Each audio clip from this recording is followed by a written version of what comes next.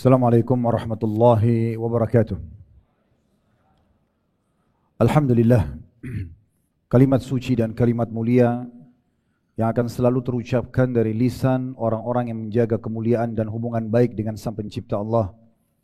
Karena seorang mukmin sangat yakin dua susunan kata ini, Alhamdulillah, adalah kalimat penghubung berterima kasih dan bersyukur kepada Sang Pencipta Allah, karena Allah telah menciptakan kita dan memilih kita menjadi salah satu dari hamba-hambanya yang beriman tentang keberadaannya. Dan nikmat yang tidak terhingga bila seseorang berada di atas Islam dan iman. Karena dengan Islam dan iman, dia jadi mengenal siapa yang menciptakan seluruh alam semesta ini, terjangkau atau tidak terjangkau oleh mata dia. Dan juga dia jadi tahu kenapa dia ada di muka bumi ini, apa tujuannya, apa yang harus dia lakukan, apa yang tidak boleh dia lakukan. Apa yang boleh dia nikmati dari makanan, minuman, pakaian, pergaulan, pendapatan, dan apa yang tidak boleh. Yang biasa dikenal dalam agama Allah, agama Islam, halal dan haram. Sebuah nikmat yang tidak terhingga. Termasuk Allah Subhanahu wa taala masih memilih kita untuk berkumpul sama-sama pada sore ini. Semoga Allah Subhanahu wa taala ikhlaskan niat untuk mempelajari agamanya sehingga bisa menambah iman kita dan makin membuat kita semangat untuk melaksanakan perintah dan meninggalkan larangan. Maka selalulah membasahi di dalam bibir kita dengan dua susunan kata ini, Alhamdulillah. Selanjutnya kita panjatkan salam hormat kita kepada utusan Allah, Nabi besar Muhammad sallallahu alaihi wa ala alihi wa sahbihi wasallam, manusia yang telah Allah perintahkan untuk kita jadikan sebagai suri tauladan, orang yang paling sempurna menjadi seorang suami, ayah, anak, sahabat, pemimpin, saudagar, politikus dan apapun yang membuat roda kehidupan dalam lini kehidupan kita ini semuanya bisa berjalan. Dan beliau telah sukses dalam semua itu, dan kita sudah tahu bahwasanya buah tidak akan jauh dari pohonnya. Siapapun yang mengikutinya, menjadikannya sebagai suri tauladan, maka dia pun akan sukses tentunya. Di awal-awal teman-teman sekalian, saya akan menjalankan hadis Nabi alaihi salatu wassalam, Man la yashkurun nas, la yashkurullah. Siapa yang tidak berterima kasih pada manusia, maka belum berterima kasih kepada Allah. Maka untuk semua teman-teman panitia, tanpa saya bisa sebutkan satu persatu, semua teman-teman jajaran pemerintahan, dan semua teman-teman yang sudah hadir dalam acara ini, baik yang menjadi tim yang bersama kami dari Jakarta, ataupun yang datang di tempat ini, yang sudah disiapkan oleh hamba-hamba Allah, yang menginfakkan hartanya untuk agama ini, maka saya mengatakan jazakumullahu khairan semuanya. Semoga Allah SWT ikhlaskan niat kita untuk bersama-sama duduk dalam majlis ilmu yang merupakan salah satu pondasi dalam agama kita. Yang kedua teman-teman sekalian, saya duduk di sini bukan karena saya lebih tahu. Di sini Masya Allah banyak asatidzah yang hadir, yang mungkin saya yakin beliau-beliau lebih baik secara keimanan, secara ilmu daripada kami tentunya.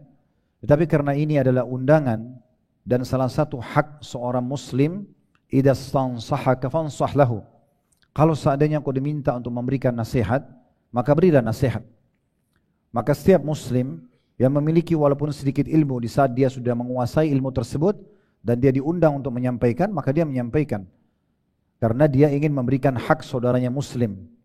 Dan kita menjalankan firman Allah Subhanahu wa taala, fadzakir fa inna dzikra tanfa'ul mu'minin. Saling memberikan peringatan karena peringatan sangat bermanfaat bagi orang-orang beriman. Dan juga kita tahu bagaimana Nabi alaihi salatu wassalam bersabda, dinun nasiha. Agama ini semua isinya nasihat. Para sahabat Nabi ridwanullahi alaihim, mereka bahkan saudaraku seiman tidak berpisah walaupun hanya selesai solat 5 waktu, kecuali mereka saling mengucapkan satu sama yang lain, ta'al nu'minu sa'ah. Ayo kita tambah iman kita sesaat. Walaupun mereka hanya saling mengingatkan surah Al-Asr saja. Wal asr, demi waktu dan masa yang kalian lalui di muka bumi ini yang sangat terbatas. Innal insana lafi khusr, banyak sekali manusia dalam keadaan rugi. Illal ladzina amanu wa amilus shalihat, kecuali orang yang sibuk dengan iman dan amal saleh. Wa tawassaw bil haqqi wa tawassaw bis sabr, saling mewasiatkanlah kebenaran ini dan saling mewasiatkanlah agar bersabar di atas kebenaran ini sampai ajal datang. Lalu kemudian mereka berpisah. Jadi tujuan kita berkumpul teman-teman sekalian bukan karena satu lebih tahu daripada yang lainnya, tetapi memang kita ingin saling mengingatkan sesuai dengan perintah Allah Subhanahu wa taala dan perintah Rasulnya Muhammad sallallahu alaihi wa ala alihi wa sahbihi wasallam. Selanjutnya juga saya mengajak diri saya dan teman-teman sekalian untuk ikhlas kepada Allah Subhanahu wa taala, karena kita tahu pondasi diterimanya amal dalam Islam ada dua, ikhlasun lillahi taala, ikhlas karena Allah, tidak ada hubungannya dan indikasinya berhubungan dengan manusia dan dunia, serta juga mutaba'atun Nabi alaihi salatu wassalam, mencontohi dan menciplak hidup Nabi dan tata cara Nabi alaihi salatu wassalam. Maka supaya majelis kita bernilai pahala di sisi Allah, ikhlaskanlah. Siapapun tadi yang datang di sini karena hanya ajakan orang lain, atau hanya karena seremoni saja, meramaikan, atau testimoni, ingin mengetes, enak gak sih, bagus gak sih materinya, semua itu teman-teman harus diganti niatnya. Semua karena Allah Subhanahu wa taala, sebagaimana baginda Nabi alaihi salatu wassalam bersabda dalam salah satu sabda beliau, innallaha la yaqbalu amalan illa ma kana khalisan liwajhi. Allah tidak akan pernah menerima amalan kecuali yang ikhlas karenanya. Karena kalau keikhlasan ada, selain amal itu diterima, pahalanya maksimal, juga akan ada keberkahan. Makanya Imam Malik rahimahullah pada saat menyusun atau disusunkan buat beliau oleh murid-muridnya kitab Muwatta, yang merupakan salah satu dari 9 buku rujukan hadis yang masyhur. Walaupun ada buku rujukan hadis yang lain, tapi terkenal ada Kutubut Tis'a atau 9 buku hadis, salah satunya Muwatta Imam Malik. Waktu di masa beliau tersusun buku tersebut, ada beberapa muridnya datang dan berkata, wahai Imam, banyak orang-orang yang selevel dengan Anda secara ilmu, mereka setelah mendengar tersusun kitab Muwatta, mereka pun juga sibuk menyusun buku, dan uniknya mereka memberikan nama yang sama, kitab Muwatta juga. Maka Imam Malik mengucapkan kata-kata yang subhanallah akan terus menjadi pelajaran bagi para da'i yang ikhlas karena Allah. Beliau mengatakan, maka nadillahi fahuwa baq. Semua yang dikerjakan karena Allah maka pasti akan kekal. Dan setelah beberapa fase terjadinya runtuhnya dinasti-dinasti Islam, buku-buku yang selain kitab Muwatta Imam Malik hilang tanpa bekas, dan hanya tersisa buku beliau saja rahimahullahu ta'ala. Baik teman-teman sekalian, tema kita pada hari ini, sebelum terlambat, kita pada kesempatan ini akan fokus bicara masalah sentuhan secara keimanan. Kita akan lebih fokus bicara tentang masalah pelanggaran. Banyak orang di antara kaum muslimin, mereka menganggap bahwasanya kalau mereka melakukan pelanggaran atau dalam bahasa agama kita dosa, mereka tidak akan dihukum. Tidak akan ada efek yang akan datang kepada mereka, baik dalam jangka waktu dekat atau jangka waktu panjang ke depan. Dan ini pemahaman yang sangat fatal. Kita perlu kembali dulu, dasarnya adalah bagaimana Allah Azza wa Jalla menyebutkan tentang Nabinya Musa alaihissalam. Di saat Nabi Musa alaihissalam memisahkan antara satu suku Qibti yang sedang berantem di pasar di Mesir sama satu Bani Israel. Waktu dipisahkan, ternyata orang yang dari suku Qibti, sukunya Fir'aun, itu ngeyel, ngotot, dan coba berusaha untuk melawan Nabi Musa alaihissalam. Maka Allah mengatakan, fawakkazahu Musa faqadha alaih. Allah pun mengizinkan, atau dengan izin Allah, Musa alaihissalam menonjok orang itu, lalu kemudian dia mati. Nabi Musa alaihissalam tidak niat membunuh orang itu, tidak niat sama sekali. Nabi Musa alaihissalam hanya ingin memberhentikan orang itu dari serangan dia. Tapi karena Nabi Musa alaihissalam diberikan kekuatan fisik oleh Allah subhanahu wa ta'ala, sebagaimana tidak asing bagi kita, para nabi-nabi diberikan kekuatan 10 orang laki-laki normalnya untuk membela agama Allah, maka beliau pun menonjoknya dan orang itu meninggal. Apa yang terjadi? Padahal Nabi Musa alaihissalam tidak sengaja dalam melakukan itu. Allah berfirman, wa fatannaka futuna. Dan setelah perbuatan itu, hai Musa, maka kami menguji engkau dengan ujian-ujian yang banyak.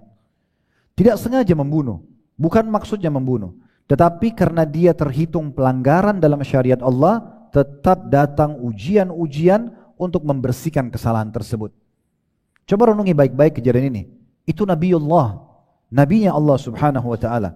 Dan banyak di antara kisah para nabi-nabi dan orang-orang saleh sebelum kita, di mana mereka diuji oleh Allah subhanahu wa ta'ala justru karena kesalahan yang mereka lakukan. Dan Allah ingin membersihkan kesalahan mereka. Tetapi intinya, Allah itu selain Ghafurur Rahim, Allah juga Syadidul Iqab. Allah itu betul maha pengasih dan maha penyayang. Bagi siapa? Bagi hamba-hambanya yang patuh, yang taat, yang saleh dan saleha. Dan juga mereka mau bertobat kalau punya kesalahan. Tapi Allah Syadidul Iqab, sangat berat siksaannya bagi para pembangkang dan penganggap remeh terhadap pelanggaran-pelanggaran tersebut. Di alam manusia, saudaraku seiman, kalau kita misalnya bekerja di satu perusahaan saja, Siapa saja pegawai yang berprestasi, dia ikuti SOP kantornya, ya, peraturan-peraturan kantor, 8 jam per hari misalnya, kemudian dia datang on time, dia kerjakan pekerjaannya dengan bagus, maka pastikan dia akan dapat apa yang sudah dijanjikan. Itu di alam manusia. Dia akan dapat payroll atau gajinya dengan tepat.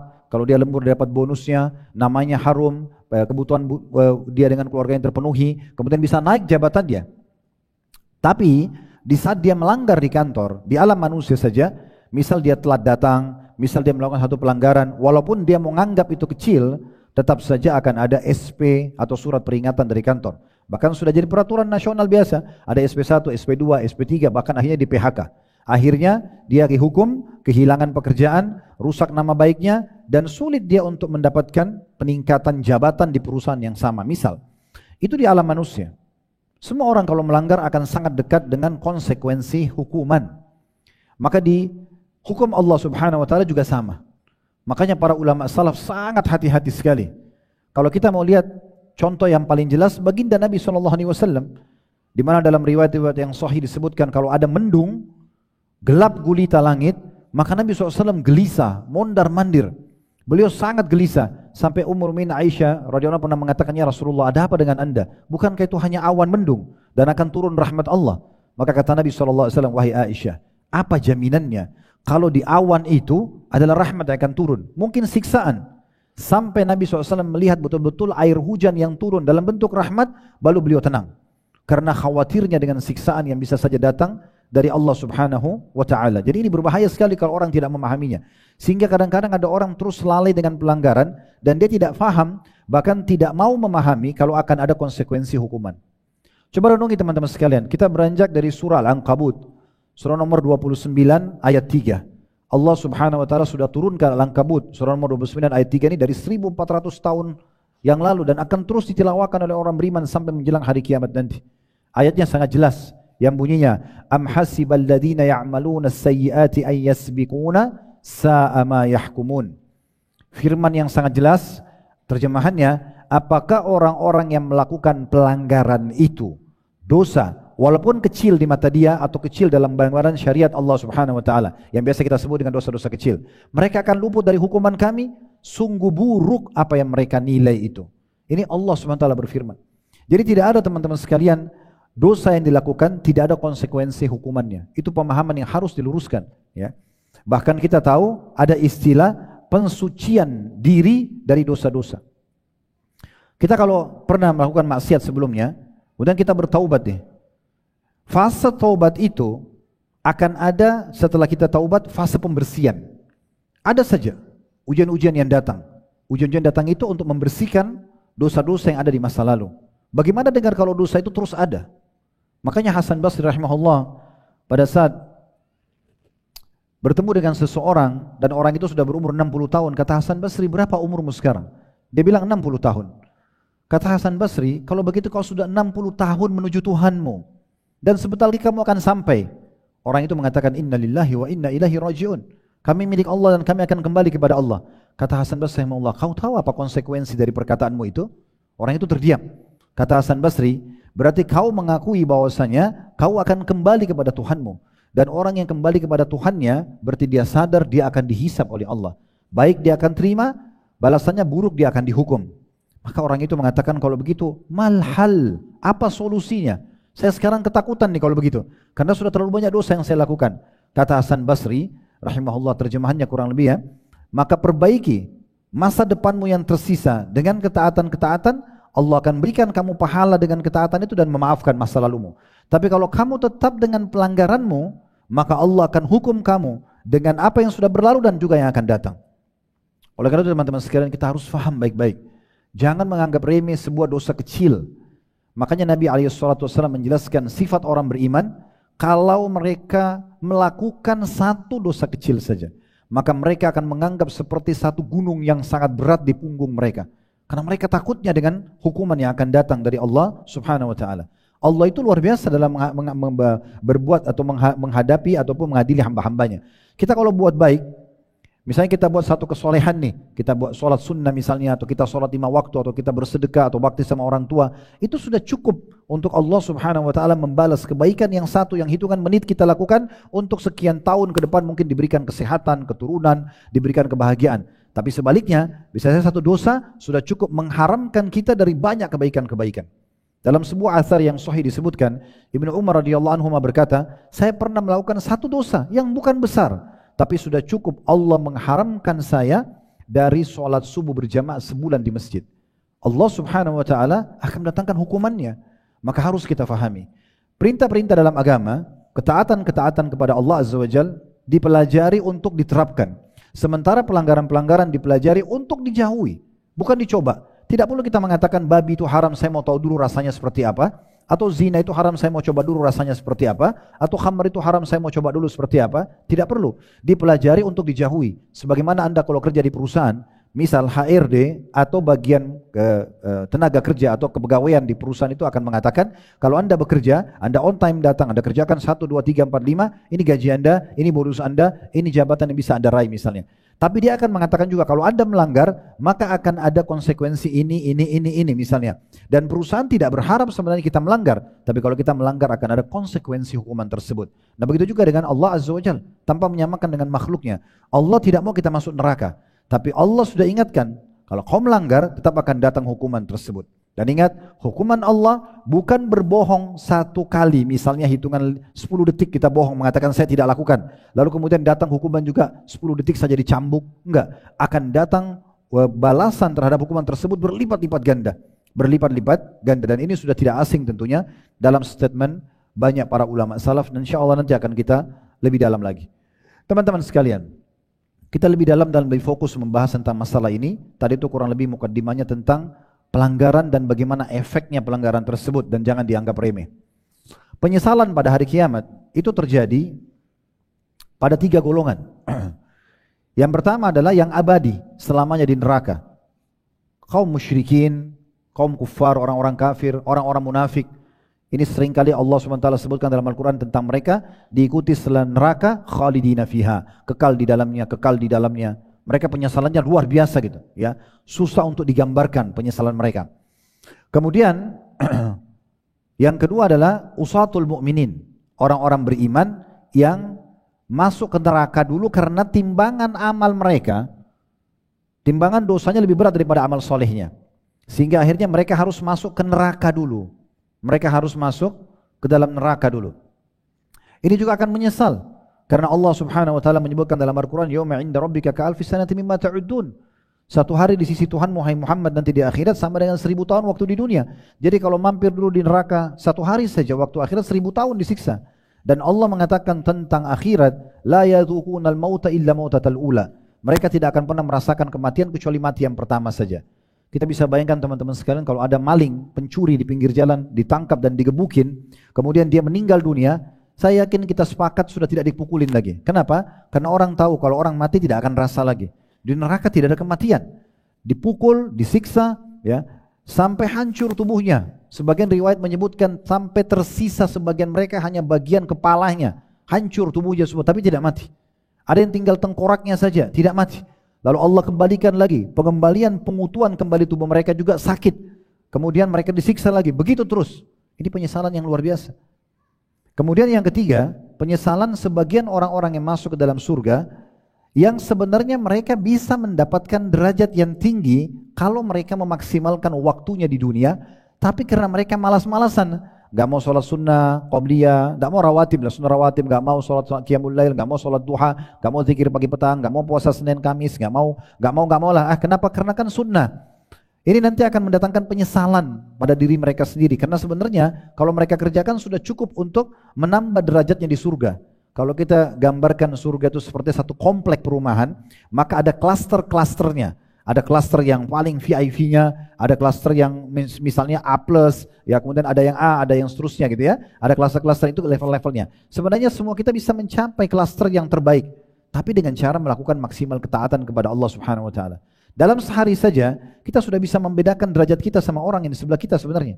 Kalau dalam satu hari teman kita, dia sholat subuh on time di masjid, dia juga sholat sunnatul fajriyah tepat waktu, dia juga mungkin rumahnya lebih jauh, pada saat ke masjid dia jalan kaki lebih banyak langkah kakinya, dia baca doa menuju ke masjid, dia masuk kaki kanan, dia baca doa masuk masjid, dia berdoa antara azan dan iqamah, dia tidak kehilangan takbiratul ihram pertama imam, dia duduk sampai waktu duha atau syuruk biasa disebutkan, kemudian dia sholat duha, kemudian dia sholat rawatib, qabliyah duhur, ba'diyah duhur, qabliyah asar, qabliyah maghrib, qabliyah isya, ba'diyah maghrib dan ba'diyah isya, diikuti dengan sholat duhanya, diikuti dengan baca Quran, majlis ilmu. Intinya dia padat sekali. Beda sekali dengan kita misalnya kalau kita hanya pilih yang wajib-wajib saja. Tidak akan mungkin sama derajatnya di surga. Akan sangat berbeda. Dan orang yang tidak faham poin ini, ya, maka dia akan menyesal nanti hari kiamat. Makanya kita memberikan judul sebelum terlambat. Teman-teman sekalian, ada poin penting yang harus kita renungi sama-sama. Kalau kita melakukan pelanggaran agama, dosanya, maka kita bisa diberikan satu kesempatan emas yang akan kita singgung sebentar insyaAllah, yaitu sebuah tiket VIP namanya taubat. Maka dengan itu bersih dosa-dosa kita.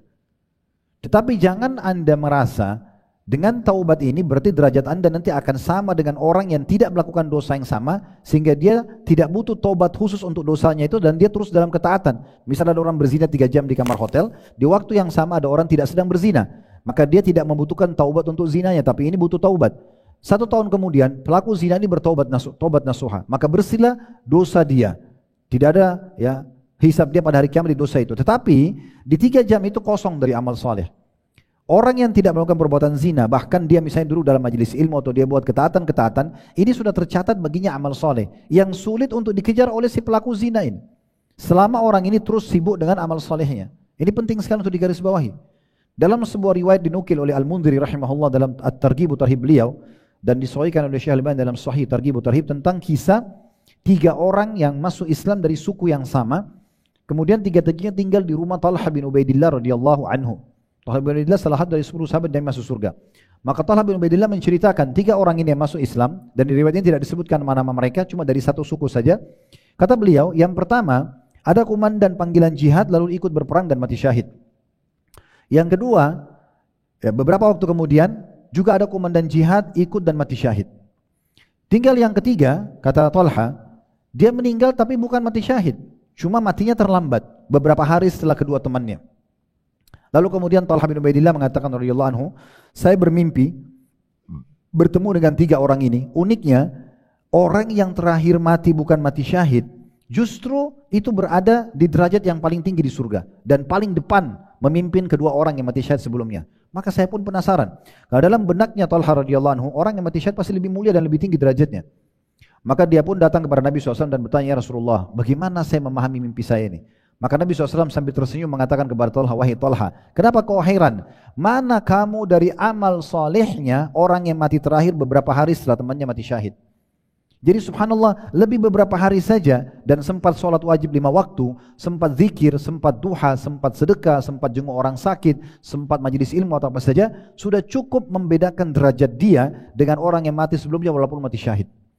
Dinukil juga oleh Al-Mundhiri di bab yang sama, di dalam bab jihad tentang masalah ini, juga ada 2 orang yang meninggal, dan 2 orang ini bersahabat, umurnya sama. Cuma yang satu meninggal syahid, sepekan kemudian yang satu meninggal biasa. Nabi SAW mensolati keduanya. Pada saat selesai mensolati yang kedua, yang mati biasa bukan mati syahid, maka Nabi SAW sebelum jenazah diangkat berkata kepada para sahabat yang hadir, bagaimana menurut kalian tentang kedudukan orang ini dibandingkan temannya yang meninggal pekan lalu? Maka kata para sahabat, ya Rasulullah, semoga saja orang ini bisa mencapai derajat temannya karena persahabatan mereka. Jadi seakan-akan sahabat Ridwanul Alim mengatakan, yang mati syahid pekan lalu lebih tinggi derajatnya. Semoga saja karena mereka bersahabat, ini yang mati sekarang karena bukan mati syahid, bisa dengan persahabatannya mencapai derajat temannya tadi. Maka kata Nabi SAW, demi zat yang jiwaku dalam genggamannya, sesungguhnya orang yang baru kalian sholat ini, sholat ya, mati biasa, ya, lebih tinggi derajatnya dibandingkan yang meninggal mati syahid pekan lalu, jaraknya antara langit dan bumi. Karena dia sempat beribadah sepekan saja. Jadi teman-teman sekalian, ini derajat-derajat di surga ini luar biasa. Dan itu hanya akan diraih dengan kecerdasan dan kejelian seorang mukmin. Dia tidak menganggap remeh tentang kesempatan-kesempatan emas berbuat amal saleh. Itu sejalan dengan hadis Nabi SAW, la tahkiranna minal ma'rufi syai'a. Jangan kalian pelit-pelit dengan satu perbuatan amal saleh. Walau an talqa akhaka biwajhin talq, walaupun kau hanya bertemu dengan saudaramu dengan wajah tersenyum. Walaupun hanya itu saja, sudah cukup ya, kita harusnya ya memaksimalkan itu. Mungkin teman-teman sekalian, amal soleh yang sedang kita kerjakan adalah amal yang terakhir. Mungkin. Jadi sebelum terlambat jangan menundanya. Mungkin senyum dengan muslim pada saat ini, atau mengucapkan salam dengan dia, atau sujud dalam sholat sunnah, atau sedekah dengan 1.000 rupiah, atau menjawab undangan seorang muslim. Mungkin itu amal terakhir kita. Allahu alam, kita tidak tahu. Karena ajal kalau datang, Allah mengatakan la yastakhiruna sa'atan wa la yastaqdimun. Tidak akan dicepatkan dan tidak akan dilambatkan sesaat pun. Maka harus hati-hati. Kita harus jeli benar bagaimana memaksimalkan waktu kita dari ibadah kepada ibadah yang lain. Dan sudah cukup yang lalu-lalu kalaupun ada kelalaian. Sebelum terlambat, selamatkan diri kita. Maksimalkan dengan amal-amal saleh, dan juga kalau ada dosa maka segera bertaubat kepada Allah Subhanahu wa taala. Mari coba kita renungi teman-teman sekalian beberapa ayat Al-Quran. Ini saya temukan mungkin ada belasan bahkan puluhan ayat yang berbicara tentang penyesalan orang-orang pada hari kiamat. Tapi ada yang paling menggugah kalau menurut saya. Teman-teman bisa melihat ya, dan ini kita akan kaitkan dengan hadis Nabi alaihi salatu wassalam, surah Al-Mu'minun. Surah nomor 23 tentunya, ya. Itu di ayat 107. Allah Subhanahu wa taala, sebenarnya ini mulai dari ayat 115-nya ya, mulai dari 115. Kalau kita kembali kepada ayat 115-nya sampai 105 maksud saya, sampai 115 itu kita akan temukan cerita panjang lebar tentang penyesalan ahli neraka ya. Tetapi ada potongan ayat di sini, Al-Mu'minun 107 yang bunyinya begini. Rabbana akhrijna minha fa in udna fa inna zalimun. Ahli neraka nanti pada saat masuk neraka mereka akan berkata, dan Allah kekalkan dalam Al-Quran, teman-teman bisa baca setiap hari dan setiap saat ayat ini. Wahai Tuhan kami, pada saat mereka masuk neraka, keluarkanlah kami dari neraka ini dan kembalikan kami ke dunia lagi. Untuk apa? Apakah untuk kembali kepada makanan favoritnya, kumpul lagi sama keluarganya, masuk lagi kepada proyek-proyek yang miliaran rupiah? Bukan. Mereka mengatakan jika kami masih juga kembali kepada kekafiran kami, kemaksiatan kami, pelanggaran kami, sungguh kami adalah orang-orang yang sangat zalim. Orang-orang yang sangat zalim. Perhatikan bagaimana ulama menafsirkan Al-Mu'minun 107 ini. Beranjak daripada riwayat hadis riwayat At-Tabarani dan semua perawinya hujjah ya, dan ini dalam kitab As-Sahih dan juga dinyatakan oleh Al-Mundhiri dalam At-Targhib wa Tarhib beliau, dan juga disahihkan oleh Syekh Albani ini di jilid 6 halaman 265. Jadi hadis Abdullah bin Amr bin As radhiyallahu anhuma, karena dia dan ayahnya adalah sahabat, terjemahnya kurang lebih mengatakan ahli neraka nanti, dalam menafsirkan Al-Mu'minun 107 ya, ahli neraka nanti akan memanggil malaikat-malaikat penjaga neraka. Tapi para malaikat-malaikat tersebut tidak memenuhi panggilan mereka selama 40 tahun. Dari mereka panggil ya. Mungkin kalau teman-teman, saya yakin teman-teman dai tidak asing dengan ayat ini ya. Mereka mengatakan, ya Malikul yaqdi alaina rabbuk, wahai Malik, ya malaikat penjaga neraka, suruhlah Tuhanmu datang hai Malik untuk mematikan kami saja, gitu kan. Tapi para malaikat ya tidak menjawab mereka selama 40 tahun. Kemudian setelah 40 tahun mereka disiksa non-stop selama 24 jam, tidak ada berhenti, tidak ada negosiasi ya dalam masalah ini, tidak ada toleransi, maka para malaikat mengatakan sesungguhnya kalian akan tetap selamanya di dalam itu. Innakum makithun ya. Lalu mereka memohon kepada Rabb mereka, seraya mereka mengatakan, Al-Mu'minun 107 tadi, Rabbana akhrijna minha fa in udna fa inna zalimun. Wahai Rabb kami, malaikat sudah tidak bisa negosiasi, minta kepada Allah yang sifatnya Allah Ghafurur Rahim, Maha Pengampun dan Maha Penyayang. Wahai Tuhan kami, keluarkan kami tolong dari neraka ini. Kalau kami masih kembali juga pada kesalahan kami, kekafiran dan kemaksiatan kami, sungguh kami termasuk orang-orang zalim. Apa kata Nabi SAW? Allah Azza wa Jal tidak menjawab mereka seumur dunia. Seumur dunia. Jadi kalau dunia sekarang dianggap ini berabad ratusan miliaran tahun, itu bukan mustahil. Karena sebagian ulama mengatakan manusia ini adalah makhluk terakhir yang Allah ciptakan. Sebelum kita sudah ada jin, sudah ada hewan-hewan, sudah ada tumbuh-tumbuhan, sudah ada air. Ini semua sudah ada sebelumnya. Makanya waktu Nabi Adam AS manusia pertama diciptakan, iblis sudah ada. Dan sudah diceritakan bagaimana malaikat menjelaskan kondisi bumi di saat itu, memang mereka membuat kerusakan. Makanya waktu Allah SWT mau menciptakan Adam, maka mereka mengatakan, ya, apakah engkau akan menciptakan ya Allah makhluk di muka bumi yang akan membuat kerusakan dan menumpahkan darah, karena di bumi sudah ada penghuninya sebelumnya, kan gitu. Jadi umur dunia ini luar biasa, sudah sangat lama. Tapi bayangkan Allah Azza wa Jalla dalam riwayat yang sahih ini mengatakan, atau Nabi SAW mengatakan Allah tidak menjawab mereka seumur dunia.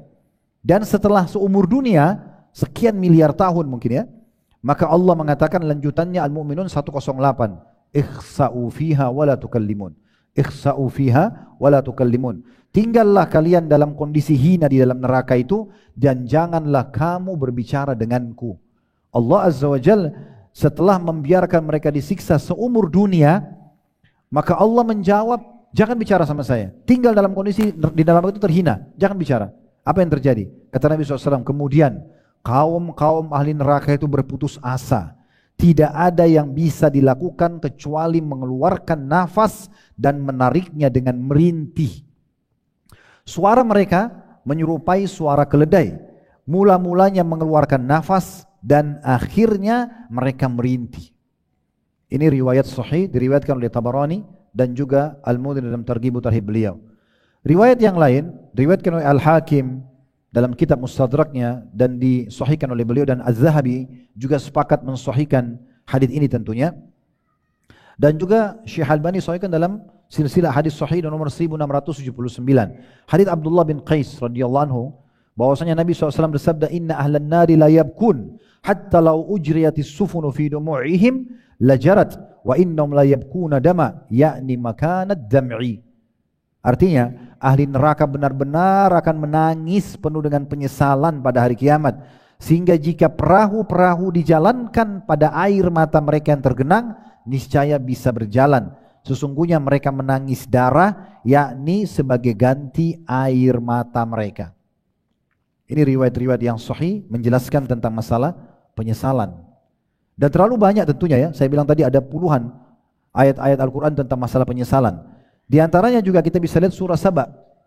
Ini dalil yang lain, surah nomor 34 di ayat mulai 31 sampai 33. Bagaimana Allah Azza wa Jalla menggambarkan nanti ahli neraka teman-teman akan bertengkar. Jadi kalau misalnya kita diajak oleh seorang teman, naudzubillah, ayo enggak apa-apa berzina aja di hotel, nanti saya yang traktir, nanti saya yang tanggung, itu omong kosong. Allah mengatakan wala taziru waziratun wizra ukhra. Tidak ada orang yang menanggung dosa orang lain. Dia akan dapat dosa seperti orang yang diajak, tapi dia nanggung sehingga orang yang berbuat dosa tidak dihukum, itu tidak ada. Maka teman-teman harus hati-hati ya, karena semua akan kena hukuman. Bagaimana diceritakan dalam surah Saba ayat 31-nya surah nomor 34 ini, wa qala alladziina kafaru lan nu'mina bihadzal qur'ani wala billadzi baina yadayhi walau tara idh zalimuna mawqufuna 'inda rabbihim yarji'u ba'duhum ila ba'dinil qawla yaqulu alladhina istud'ifu lil ladzina istakbaru laula antum lakunna mu'minin. Dan orang-orang kafir itu berkata, kami sekali-kali tidak akan beriman kepada Al-Quran dan tidak pula kepada kitab yang turun sebelumnya. Ini dinukil perkataan orang-orang Quraisy yang membantah risalah Nabi Muhammad SAW. Lalu Allah gambarkan alangkah dahsyatnya nanti orang-orang yang menolak beriman kepada Al-Quran ini, kalau kamu lihat ketika orang-orang zalim ini dihadapkan kepada Tuhannya di hari kiamat nanti. Sebagian dari mereka menghadapkan perkataan kepada sebagian yang lainnya. Orang-orang yang dianggap lemah, yang diajak, yang ditraktir, yang digodain, yang dirayu, gitu kan, berkata kepada orang-orang yang mengajak mereka dan menyombongkan diri, kalau tidak karena kalian, kalau bukan karena kamu, tentulah kami akan menjadi orang-orang beriman. Lalu ayat 32-nya, qala alladziina istakbaru lil ladziina istud'ifu anahnu sadadnakum 'anil huda ba'da idh ja'akum bal kuntum mujrimin. Orang-orang yang menyombongkan diri dan yang mengajak orang-orang melakukan dosa, menyiapkan fasilitasnya, berkata kepada orang-orang yang dianggap lemah, yang cuma ikut-ikutan, kamikah yang telah menghalangi kamu dari petunjuk sesudah petunjuk datang kepada kamu? Tidak, sebenarnya kamu sendirilah orang-orang yang berbuat dosa. Jadi mereka beribut sendiri di hari kiamat nanti, saling menyalahkan satu sama yang lain. Ayat 33-nya, وَقَالَ الَّذِينَ اسْتُضْعِفُوا لِلَّذِينَ اسْتَكْبَرُوا بَلْ مَكْرُ اللَّيْلِ وَالنَّهَارِ إِذْ تَأْمُرُونَنَا أَن نَّكْفُرَ بِاللَّهِ وَنَجْعَلَ لَهُ أَندَادًا وَأَسَرُّوا النَّدَامَةَ لَمَّا رَأَوُا الْعَذَابَ وَجَعَلْنَا الْأَغْلَالَ فِي أَعْنَاقِ الَّذِينَ كَفَرُوا هَلْ يُجْزَوْنَ إِلَّا مَا كَانُوا يَعْمَلُونَ. Dan orang-orang yang dianggap lemah berkata kepada orang-orang yang menyombongkan diri, sebenarnya tipu dayahmu lah, tipu daya kalian lah, upaya kalian lah ya, di waktu malam dan siang yang menghalangi kami untuk mengikuti kebenaran.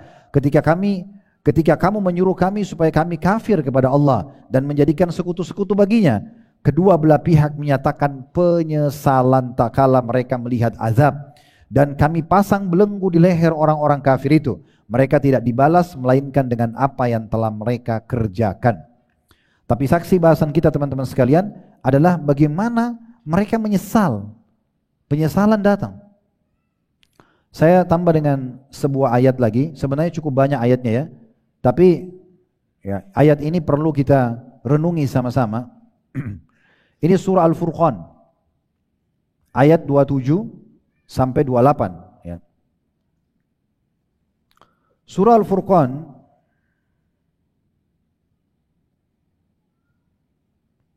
ayat 27 sampai 28 ini menceritakan tentang seseorang. Kalau teman-teman sudah tahu namanya alhamdulillah. Kalau belum tahu perlu dikenang nama ini sebenarnya. Karena buruknya orang ini. Uqbah bin Abi Mu'aid. Siapa orang ini teman-teman sekalian? Salah satu orang yang sangat dekat hubungannya dengan Nabi Muhammad SAW adalah orang ini. Sahabat dekatnya Nabi Muhammad di Mekah. Tokoh Mekah, tokoh Quraisy. Dia bersahabat dengan Nabi SAW. Dia juga bersahabat sama Umayyah bin Khalaf, Abu Jahal, ya, dan yang lain-lainnya, ya, Abu Lahab dan seterusnya. Waktu Nabi SAW diundang makan di rumah Uqbah bin Abi Mu'aid, maka Nabi SAW tamak ingin sekali dia dapat hidayah. Maka kata Nabi SAW, wahai Uqbah, saya tidak akan makan makanan yang kau siapkan ini kecuali kamu mau masuk Islam. Maka Uqbah, karena dia merasa ini tamunya, ini sahabatnya, dan Nabi Muhammad SAW ajak sesuatu yang baik, maka dia bilang baiklah, syahadatlah Uqbah bin Abi Mu'aid, masuk Islam. Tersebar di Mekah teman-teman sekalian. Satu Mekah, Uqbah bin Abi Mu'aid masuk Islam. Uqbah ini kepala suku. Kalau dia masuk Islam, bisa sukunya semua masuk Islam. Kebetulan dia bersahabat dekat dengan Umayyah bin Khalaf. Umayyah bin Khalaf ini majikannya Bilal, yang menyiksa Bilal dengan batu panas di dadanya, dan akhirnya mati juga di tangan Bilal di perang Badr. Bilal sendiri yang bunuh dengan tangannya radhiyallahu anhu. Yang jelas Umayyah ini waktu dengar, dia datangi Uqbah bin Abi Mu'aid lalu berkata, wahai Uqbah, saya dengar kau telah menganut agamanya Muhammad dan meninggalkan agama nenek moyangmu. Dia mengatakan, tidak sebenarnya, bukan kemauan saya, tapi karena saya diajak, saya mengundang Muhammad makan di rumah. Kemudian dia mengatakan dia tidak mau makan sebagai tamu kecuali saya masuk Islam, dan saya lihat ajarannya bagus-bagus saja, maka saya ikut. Maka kata Umayyah bin Khalaf, kalau seandainya kau tidak meninggalkan agama Muhammad, maka putus semua transaksi bisnis antara kita, dan persahabatan kita juga putus, gak ada lagi. Maka kata Uqbah, jangan, saya tetap mau bisnis sama kamu. Dia bilang, kalau gitu batalkan. Kalau kau keluar dari agama Muhammad, bukan cuma itu, kamu harus bertemu dengan Muhammad di dekat Ka'bah, nyatakan di depan muka dia, plus, ini perkataan begitu dalam riwayat Bukhari, plus ludahi mukanya. Maka apa yang terjadi? Uqbah bin Abi Mu'aid lakukan. Dia datangi Nabi SAW bagi tawaf, lalu dia mengatakan, hai Muhammad, sesungguhnya kemarin saya masuk Islam waktu saya undang kamu di rumah, itu karena saya terpaksa saja. Lalu kemudian dia betul-betul meludahi Nabi SAW. Di saat itu Jibril alaihissalam turun membawa ayat ini. Bayangkan orang ini masih hidup sudah dipastikan masuk jadi ahli neraka. Surah Al-Furqan, ya, surah nomor 25 ayat 27 sampai 29 ya. Bunyinya, wa yauma ya'addu adh-dhalimu 'ala yadayhi yaqulu ya laitani ittakhadtu ma'ar rasuli sabila. Allah mengatakan, dan ingatlah hari ketika orang yang zalim menggigit kedua jari tangannya, maksudnya Uqbah bin Abi Mu'aid, seraya berkata, aduhai kiranya dulu aku mengambil jalan bersama Rasul. Sudah masuk Islam, tapi dia murtad. Kalau dia meninggal beberapa detik setelah itu masuk surga sebenarnya, gitu kan? Ayat 28-nya, ya wailata laitani lam attakhid fulanan khalila. Kecelakaan besarlah bagiku, kiranya aku dulu tidak menjadikan si fulan itu sebagai teman akrabku. Kata sebagian ulama tafsir tadi, Umayyah bin Khalaf yang mengajak dia untuk murtad. Ayat 29-nya, laqad adallani 'anidz dzikri ba'da idja'ani wa kana asyaitonu lil insani khadula. Sesungguhnya dia telah menyesatkan aku dari Al-Quran ketika Al-Quran itu telah datang kepadaku, dan syaitan itu tidak mau menolong manusia. Dan ini penyesalan yang luar biasa. Orang ini masih hidup, sudah langsung dipatok ya. Kalau orang ini dipastikan teman-teman sekalian akan masuk ke dalam neraka. Dan tentu saya bilang tadi cukup banyak sekali ayat-ayat Al-Quran berhubungan dengan masalah penyesalan ya. Sungguh ada dalam surah Naba ayat 40, Al-Fajr ayat 24 ya. Ini ayat Al-Fajr ayat 24 mungkin kita semua ya tahu ayatnya ya. Ya laitani qaddamtu li hayati. Orang-orang nanti pada hari kiamat yang sedikit amalnya atau banyak dosanya dia masuk neraka, apalagi kalau kafir, maka dia mengatakan alangkah baiknya kiranya dahulu aku mengerjakan kebaikan semasa hidupku ya. Dan ulama mengatakan kalau seandainya orang-orang yang sudah meninggal dunia sekarang dari kuburan itu dihidupkan dan diberikan kesempatan untuk supaya dia kembali hidup 5 menit saja, maka pastikan mereka tidak akan menyia-nyiakan waktunya, mereka akan cari amal yang paling bermanfaat bagi dia, yang bisa menyelamatkan dia di akhirat. Apakah dia beramal saleh, walaupun cuma sujud sekali, atau dia bertobat dari dosa-dosanya, atau dia mengembalikan hak orang lain yang bisa dituntut darinya pada hari kiamat nanti. Oleh karena itu teman-teman sekalian, kita harus segera menyelamatkan diri kita sebelum terlambat. Setiap ada peluang amal saleh, jangan ditunda-tunda. Kalau kita mungkin masing-masing lebih tahu ya, jenis amal soleh apa kira-kira yang kita masih lemah. Masing-masing kita introspeksi diri. Kita tidak bicara sesuatu yang sudah antum konsisten dan istiqomah. Misal antum sudah konsisten dengan sholat 5 waktu, azan langsung sholat, on time, oke. Tutup aurat, menjaga pendapatan halal, oke. Berarti sudah konsisten. Udah itu tidak usah diotak-atik. Sekarang cari mana celah yang masih lemah. Karena musuh akan mencari celah kelemahan kita. Kalau kita masih lemah di sholat sunnah, perkuat segala itu. Kita masih melemah di puasa sunnah, di zikir, dibaca Quran, di silaturahim keluarga, di majelis ilmu. Kita perkuat semua itu. Sehingga semua pondasi kita dalam membangun dan mendirikan keimanan kita ini jadi kuat. Karena syaitan akan selalu mencari, atau musuh kita mencari celah-celah kelemahan kita. Ingat teman-teman sekalian, kalau kita sibukkan diri dengan amal saleh, maka akan datang keberkahan kepada kita. Dan juga plus lagi, ya, kita akan jauh dari dosa. Sebenarnya kita tidak butuh energi khusus untuk menjauhi dosa, tidak butuh. Cukup sibukkan diri dengan amal soleh, maka akan terjauhi dengan sendirinya dosa-dosa tersebut. Dan ini satu keberkahan yang luar biasa, gitu kan? Oleh karena itu jangan disia-siakan. Ini kesempatan emas, kerjakan dan cari celah yang terbaik. Serta dalam mengerjakan ibadah ini saran kami teman-teman sekalian mulai dan harus dipaksakan.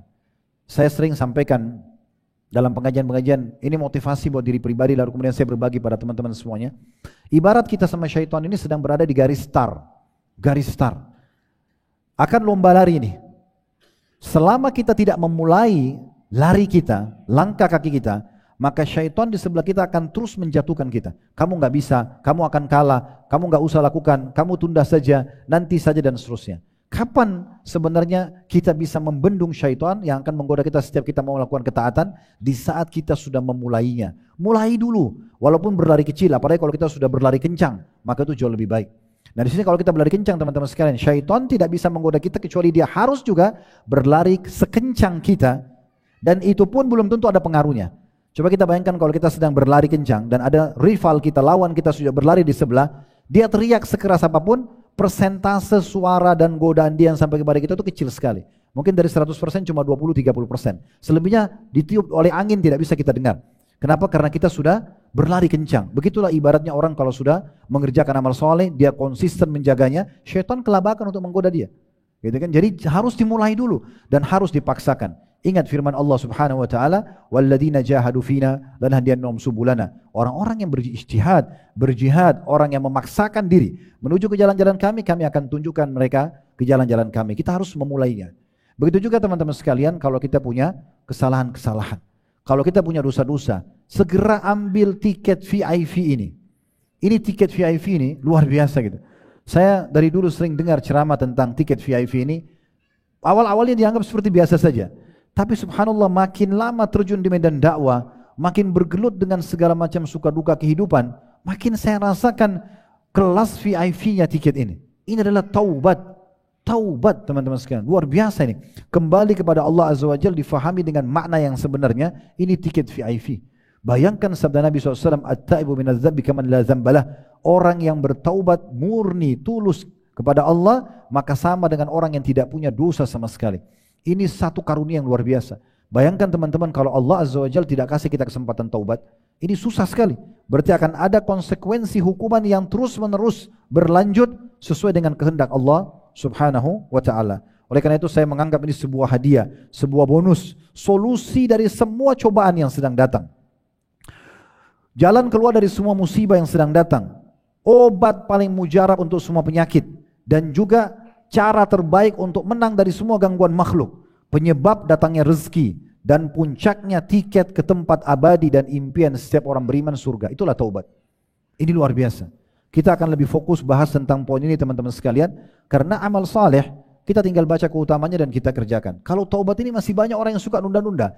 Bahkan kadang-kadang dia menganggap dosanya bukan berbahaya buat dia sebagaimana sudah kita singgung tadi. Apa yang lebih indah teman-teman sekalian bila atau dari seseorang dimaafkan kesalahannya? Kita bisa bayangkan kalau kita buat salah dengan seseorang, kemudian orang itu memaafkan kesalahan kita. Apakah yang lebih indah daripada ini teman-teman sekalian? Tiba-tiba yang tadinya memusuhi kita, lalu kemudian memaafkan, lalu memberikan kita segala macam ya fasilitas, kembali bisa berteman, bisa bekerja, bisa berbisnis. Itu kebahagiaan luar biasa. Bagaimana dengan Allah Azza wa Jalla, pencipta alam semesta ini, memberikan peluang itu untuk kita? Allah Subhanahu wa taala berfirman dan mengajak kita semua untuk segera bertaubat dan kembali kepadanya. Dan ini bukan berarti kita harus punya dosa yang nyata depan mata, tapi cukup banyak juga dosa-dosa yang kadang-kadang kita tidak sadari. Itu sesuai jalan dengan hadis Bukhari di mana Nabi SAW mengatakan, inilah astaghfirullah fi yaumin mi'ata marrah, dan riwayat lain 70 marrah. Saya setiap hari bertaubat kepada Allah, istighfar dan bertobat kepada 100 kali, di riwayat lain 70 kali. Padahal Nabi SAW belum tentu buat dosa. Berarti memang ini ya solusi terbaik adalah dia kalau tidak ada dosa menjadi tambahan amal soleh. Kalau dia ada dosa yang kita tidak sadari pembersihnya, kalau ada dosa yang kita ketahui juga akan jadi pembersihnya. Allah Subhanahu wa taala berfirman dalam surah Al-Imran surah nomor 3 133 ayat yang masyhur, wasari'u ila magfiratin min rabbikum wa jannatin arduha as-samawati wal ard uiddat lil muttaqin.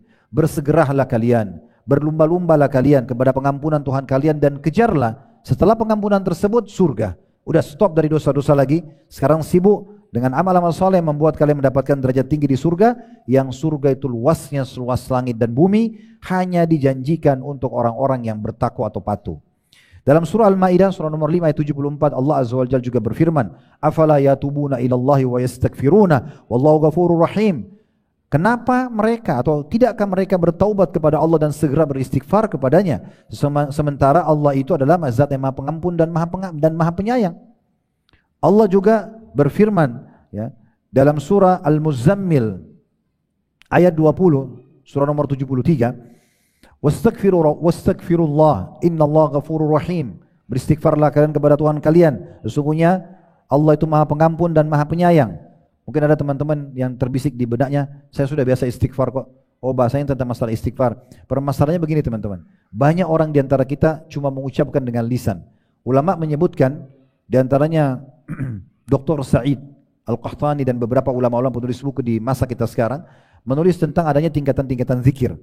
Nah, zikir yang terbaik adalah gabungan antara ucapan lisan dengan hadirnya hati. Itu tertinggi pahalanya. Ada hati saja, ini nomor 2, dan ada lisan saja, ini nomor 3. Semua ada pahalanya. Tetapi yang mencapai derajat pertama ini jarang sekali. Terbukti istighfar tidak pernah direnungi dengan mungkin ada pelanggaran dilakukan misalnya, atau tidak merenungi makna yang sedang dia ucapkan, maka tidak berbobot apa yang sedang dia ucapkan tersebut. Nah, kita harapkan berbeda di sini. Nabi SAW menyebutkan sebuah hadis qudsi, hadis yang sangat mulia, dihasankan oleh At-Tirmidzi.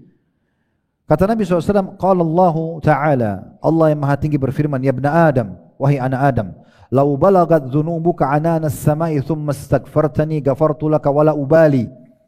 Kalau seandainya dosa-dosamu wahai anak Adam memenuhi seluruh langit ini, ya, kemudian kau datang dan beristighfar kepadaku, maka aku akan maafkan itu dan aku tidak akan peduli.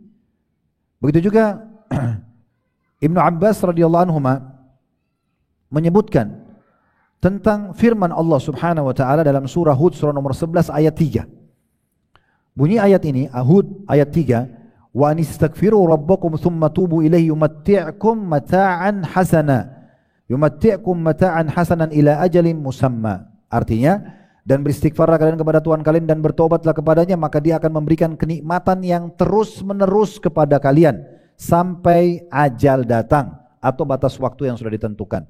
Kata Ibnu Abbas dalam tafsir Hud ayat 3 ini, terjemahnya kurang lebih memberi kalian kenikmatan yang baik, rezeki dan kelapangan yang sifatnya terus menerus.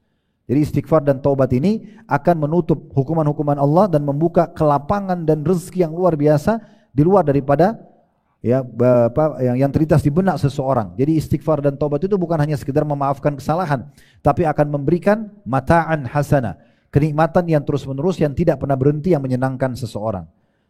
Al-Qurtubi berkata rahimahullah dalam tafsir beliau, inilah buah istighfar dan taubat, yaitu Allah memberikan kalian kenikmatan berupa keluasan rezeki dan kelapangan hidup. Dalam riwayat yang masyhur, riwayat Imam Ahmad dan Ibnu Majah, sabda Nabi SAW, man akthar istighfar ja'alallahu lahu min kulli dhiqin makhraja. Siapa yang memperbanyak istighfar, memohon maaf pada Tuhannya. Perlu teman-teman tahu, istighfar itu berarti permohonan maaf ya. Kayak kalau kita buat salah sama orang, kita bilang maafin saya.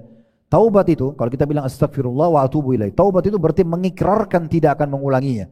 Jadi kalau astagfirullah wa atubu ilaih, ya Allah saya minta maaf dan saya janji tidak mengulanginya. Kata Nabi SAW, man akthar istighfar, sampai memperbanyak permohonan maafnya, berarti dia tidak harus melakukan dosa. Gitu kan? Karena kalau dia lakukan dosa, dia mengikrarkan dengan ikuti taubat. Di sini cuma dikatakan, sampai memperbanyak permohonan maafnya, ja'alallahu lahu min kulli diqin makhraja. Allah akan berikan dia dari setiap kesempitan, jalan keluar. Wa min kulli hammin faraja. Dan dari setiap kesedihan, itu kelapangan. Wa razaqahu min haitsu la yahtasib. Dan Allah akan berikan rezeki dari tempat tidak disangka-sangka. Dalam riwayat Bukhari Muslim juga, Nabi SAW bersabda, "Idza aznaba al-'abdu dzamban faqal." Kalau seorang hamba melakukan dosa lalu dia segera mengucapkan, "Allahumma ighfirli." Ya Allah, maafkanlah aku.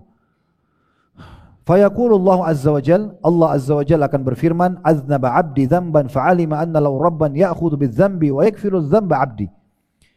Hambaku ini telah berbuat dosa dan dia tahu dia punya Tuhan yang bisa menghukum dengan dosa itu dan juga memaafkan dosa hamba-hambaku. I'mal ma syi'ta faqad ghafartu lak. Maka setelah kau bertobat ini, beristighfar ini, boleh kau berbuat amal soleh lagi karena aku sudah memaafkan kesalahanmu. Hudzaifah radhiyallahu anhu berkata, saya adalah orang yang berlisan tajam kepada keluarga saya. Lalu saya berkata, wahai Rasulullah, saya khawatir lidahku akan memasukkanku ke dalam neraka. Maka kata Nabi SAW, fa'aina anta min istighfar. Mana kau dari istighfar dan permohonan maafmu, hai Hudzaifah? Fa inni la astaghfiranna Allah fil yaumi mi'ata marrah. Sesungguhnya aku sendiri beristighfar kepada Allah sehari itu sampai 100 kali. Diriwayatkan oleh An-Nasa'i. Abu Hanifah rahimahullah menyebutkan dalam musnad beliau juga punya musnad ya, tapi mungkin tidak terlalu masyhur di kalangan para ahli hadis. Tapi Abu Hanifah punya musnad menyusun juga hadis-hadis. Di antaranya hadis ini dinukil oleh para ulama dan sebagian menghasankannya, menyebutkan dari Jabir bin Abdullah radhiyallahu anhu bahwa seseorang datang kepada Nabi SAW seraya berkata, wahai utusan Allah, saya belum dikaruniai seorang anak pun, sementara orang-orang yang seumurku sudah diberikan anak semuanya.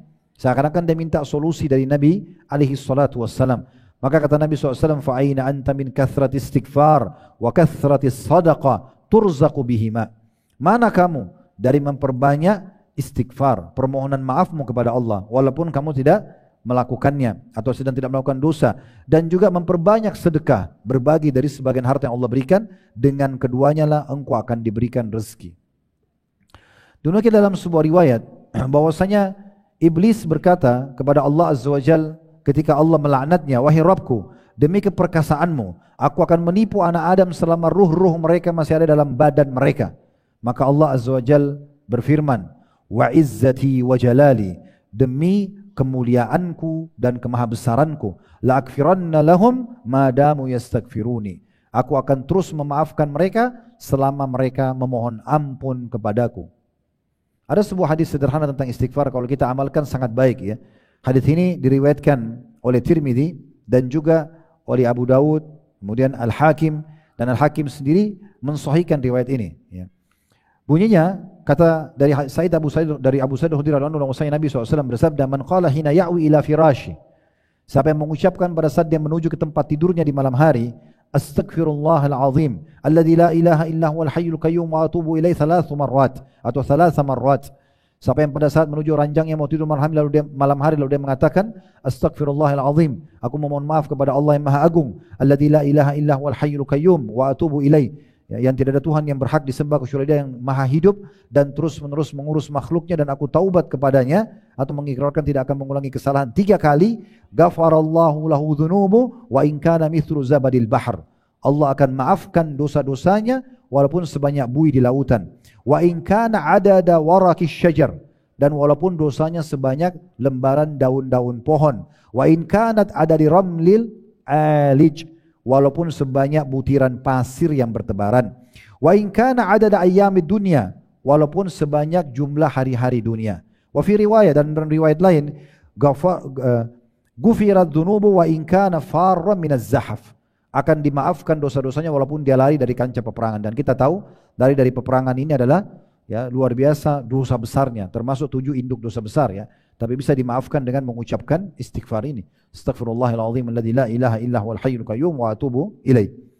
Dalam riwayat lain disebutkan Abu Musa al-Asy'ari radhiyallahu anhu mengatakan, dahulu kita memiliki dua pelindung dari azab di masa lalu. Salah satunya telah pergi, yaitu keberadaan Rasulullah sallallahu alaihi wasallam di tengah-tengah kita. Dan tersisa istighfar. Apabila istighfar itu juga sudah pergi, niscaya kita akan binasa. Jadi sebelum datang hukuman Allah, sebelum menyesal pada saat meninggal, sebelum menyesal abadi di neraka, maka segera kembali kepada Allah Subhanahu wa taala. Rabi' ibn Hutsaim rahimahullah. Masih perkataan tadi ya Abu Musa al-Asy'ari, beliau mengatakan dahulu kita memiliki dua pelindung dari api neraka dan siksaan Allah. Yang pertama sudah pergi, yaitu keberadaan Rasulullah SAW. Yang kedua tersisa istighfar. Apabila ia juga sudah pergi, gak ada istighfar lagi, maka pasti kita akan binasa. Rabi' ibn Hutsaim rahimahullah, seorang ulama tabi'in, hampir orang di masanya kalau merasa imannya sudah mulai lemah, datang kepada Rabi'. Rabi' ini subhanallah kalau dia ngomong, isinya itu umumnya ya, cuma masalah kematian, kuburan, surga, neraka, berputar di situ. Jadi dia selalu memang bakar semangat imannya dengan itu, dan orang-orang kalau datang pasti juga minta nasihat sama dia. Orang yang sangat luar biasa, terkenal dengan keimanannya. Beliau dalam banyak nasihat diantaranya beliau mengatakan, merendahlah kalian kepada Rabb kalian, berdoalah kepadanya dikala sedang senggang, karena Allah SWT berfirman dalam hadis qudsi, man da'ani fir rakha'i ajabtu fi syiddah. Siapa yang berdoa padaku pada saat lagi lapang, aku akan berikan dia di saat dia lagi sempit. Wa man sa'alani a'taitu, dan siapa yang memohon kepadaku, merengek kepadaku, aku akan berikan. Wa man tawadha'a li rafa'tu, dan siapa yang merendah karena aku akan tinggikan derajatnya. Wa man tafarraga li rahimtu, dan siapa yang meluangkan waktunya untuk beribadah kepadaku, maka aku akan kasihi dia. Wa man istaghfarani ghafartu lahu, dan siapa yang minta maaf, maka aku akan maafkan. Ibnul Jauzi menyebutkan dalam kitab beliau Ad-Da, terjemahnya kurang lebih, iblis berkata, aku membinasakan anak cucu Adam dengan dosa, dan mereka justru balik membinasakanku dengan istighfar dan la ilaha illallah. Manakala aku melihat itu dari mereka, aku tanamkan hawa nafsu kepada mereka, di mana mereka berbuat dosa tapi tidak mau istighfar, karena mereka mengira mereka telah berbuat kebaikan. Jadi kalau kita sudah buat dosa, biasanya syaitan itu yang ditanamkan pertama, bukan supaya kita ulangi dosa itu step keduanya. Step pertamanya itu merasa, oh saya sudah terlanjur kotor, Allah tidak akan maafkan saya, mulai dengan sangka buruk. Maka dia tidak mau istighfar. Padahal kalau dia istighfar, dia kembali kepada Allah, Allah akan maafkan. Ulama mengatakan ada perbedaan antara orang yang menanyakan hukum sebelum melakukan dengan orang yang menanyakan hukum setelah melakukan. Ya, ini pernah disampaikan dalam tablik akbar, tuh saya dampingi Dr. Ziyad Abbadi hafizahullah, seorang pakar hadis dari Jordan. Beliau menjelaskan tentang masalah dan sangat menarik gitu ya. Beliau mengatakan waktu ditanya, Syekh, bagaimana hukumnya? Ada dua pertanyaan masuk. Yang pertama itu yang mengatakan bagaimana hukumnya kalau saya diajak berzina, ya? Atau bagaimana kalau ada peluang berzina? Dan yang satu lagi bertanya, bagaimana kalau saya sudah berzina kemudian saya harus buat apa supaya saya tidak kena hukuman Allah? Maka beliau mengatakan dua hal ini sangat berbeda. Kalau ada yang menanyakan sebuah hukum atau terdorong dalam jiwanya ingin melakukan perbuatan dosa dan belum dilakukan, maka fatwanya adalah tidak boleh dia melakukannya. Tetapi kalau dia sudah terlanjur melakukannya, maka fatwanya adalah segera bertaubat. Jadi dua hal yang berbeda. Ini kita bisa tarik dalam prinsip hidup kita. Kalau masih baru godaan, tolak godaan tersebut. Jangan bilang, oh nanti aja kalau sudah saya lakukan baru saya istighfar. Karena posisi kita bukan sebagai pelaku sekarang. Baru digoda. Berhentikan sebelum terjadi. Sebelum kita luka tergerincir, maka hati-hati teman-teman sekalian. Ingat, dosa itu pelanggaran ibarat seperti jurang. Sebagian ulama memberikan gambaran seperti gunung yang sangat terjal, kita berada di atas. Kalau kita biarkan kaki kita tergelinding, jatuh dalam jurang dosa itu, maka kita akan terus tergelinding sampai ke dasarnya, dan untuk kembali ke level yang awal itu butuh upaya yang sangat kuat untuk naik ke atas sana. Kalau kita rasionalkan, ini rasional cuma contoh saja. Kalau misalnya kita anggap iman itu bertangga, tangga 1, tangga 2, tangga 3, tangga 4, karena makin kita berbuat amal soleh makin bertambah iman. Kaidah ahli sunnah wal jamaah, iman bertambah dengan ketaatan, berkurang dengan kemaksiatan. Anggap kita sudah sampai pada level tangga ke-10 misalnya, dan kita terus berijtihad, berusaha beramal soleh. Syaitan tidak akan tinggal diam. Dia berusaha untuk menyesatkan kita agar kita jatuh. Mau 1 anak tangga kah, 2 anak tangga kah, atau bahkan kalau perlu terperosot dan jauh sekali dari anak tangga keimanan yang awal. Ini yang biasa kita kenal dengan istilah futur, jauh dari agama karena setelah mendapatkan hidayah. Ini berbahaya sekali teman-teman sekalian. Jangan dibuka pintu itu, jangan diberikan peluang. Kenapa? Karena kalau kita turun 2 level tangga saja, misalnya hanya dengan sekali dia cuplikan haram atau mendengar yang haram atau ikut-ikutan gosip atau dan kita anggap nggak apa-apalah misalnya, contoh, turunlah kita. untuk kembali kepada level tangga iman yang pertama butuh pendongkrak yang lebih besar dari yang pertama mendongkrak kita ke tangga 10 tuh. Misal awalnya kita naik ke tangga 10 kena dengar ceramah seorang syekh atau seorang ulama tentang neraka misalnya.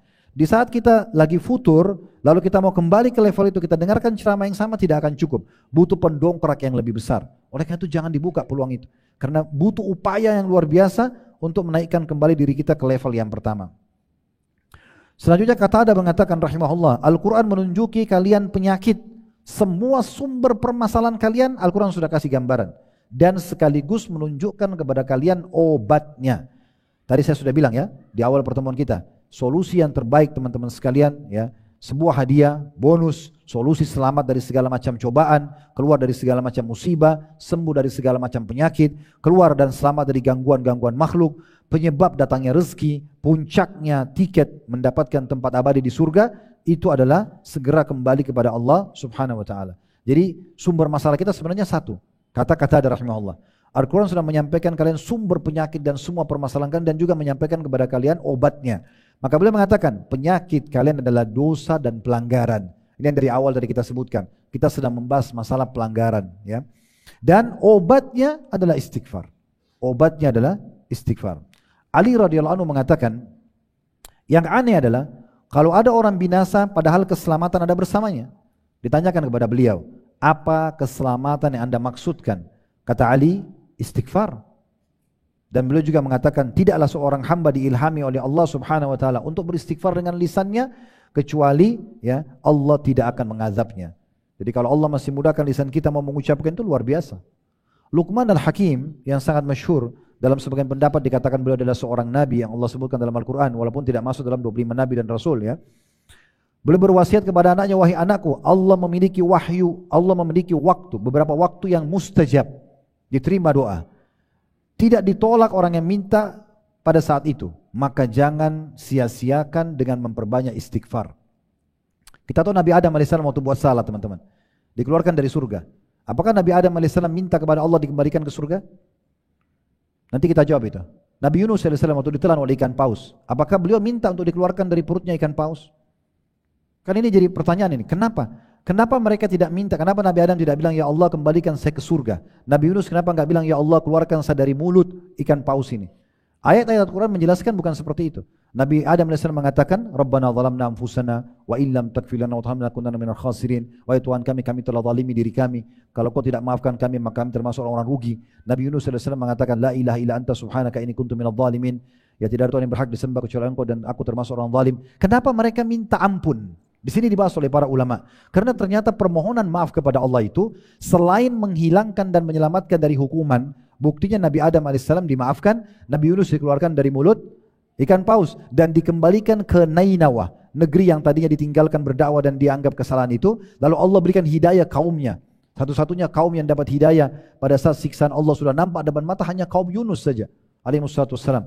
Maka dengan istighfar hukuman Allah hilang, plus Allah datangkan semua fasilitas yang tadinya tertahan ya karena kesalahan dosa tersebut. Jadi Luqman Hakim luar biasa. Beliau bukan bilang ya berhentilah ya atau mohonlah agar kalian diijabah doanya, agar diluaskan rezeki, tidak, istighfar kepada Allah.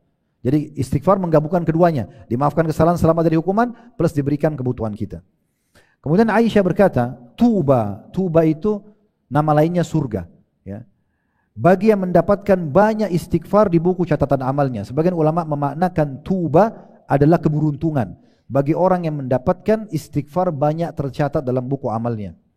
Kita tutup dengan 3 statement yang lain. Karena melihat waktu ya, sudah 10 menit lagi azan tadi. Ya. Abu Minhal berkata, tidaklah seorang hamba didampingi dalam kuburnya lebih ia cintai daripada istighfar. Kembali kepada Allah SWT memohon maaf. Al-Hasan Basri berkata rahimahullah, perbanyaklah istighfar di rumah-rumah kalian, di meja-meja makan kalian, di jalan-jalan kalian, di pasar-pasar kalian, dan di majlis-majlis kalian. Karena kalian tidak tahu kapan ampunan itu akan turun.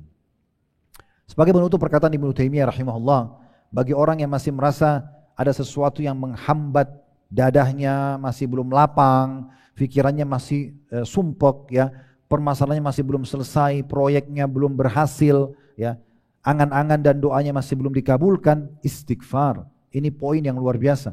Ibnu Taimiyah berkata rahimahullah, "Fikiranku terpaku pada sebuah masalah yang sulit sekali bagiku. Aku mau pecahin, susah, tidak ketemu titik temunya. Maka aku beristighfar kepada Allah sampai 1000 kali, non-stop, terus ya. Sampai dadaku dilapangkan dan masalah yang sulit terpecahkan. Aku kadang ya berada di pasar, masjid atau sekolah, tapi hal itu tidak menghalangiku dari zikir dan istighfar sampai aku meraih apa yang aku inginkan." Teman-teman sekalian, saya juga mau berbagi satu hal ya. Ini pengalaman pribadi saja.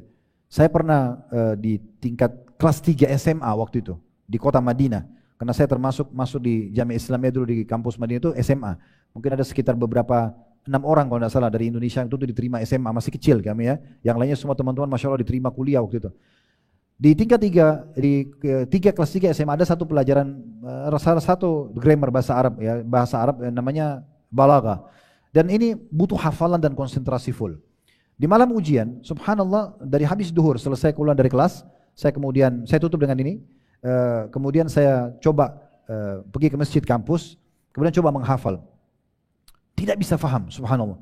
Ini sampai menjelang Isya, menjelang maghrib, ya, pas maghrib lah.